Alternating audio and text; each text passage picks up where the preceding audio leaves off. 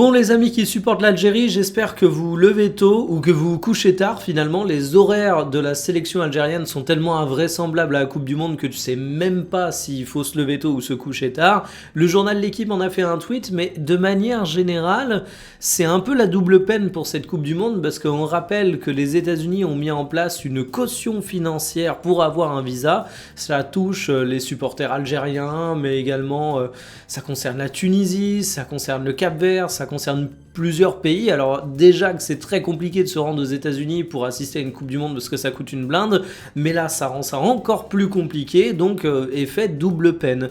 Mais finalement des horaires un petit peu exotiques, on va dire ça comme ça, on en a pas mal. Je vous mets une petite infographie qui a été réalisée par l'association de supporters des Bleus irrésistibles français. Vous avez tous les horaires et le décalage horaire fait des ravages. Alors vous voyez les horaires là, heure française, mais dites-vous que Afrique du Sud, Corée du Sud, ça fait 3h et 10h en heure locale. Alors forcément, l'Amérique du Sud s'en tire bien par la proximité géographique, tout simplement, et les fuseaux horaires.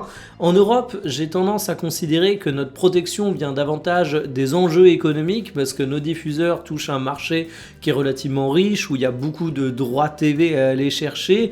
L'équipe de France est relativement épargnée, on va avoir du 21h, mais aussi une petite rencontre à 23h. Mais dans tous les cas, cette Coupe du Monde, pour certains pays, elle va être très compliquée à suivre. Je le redis, il faudra être très matinal ou très couche-tard, j'arrive même pas à trancher.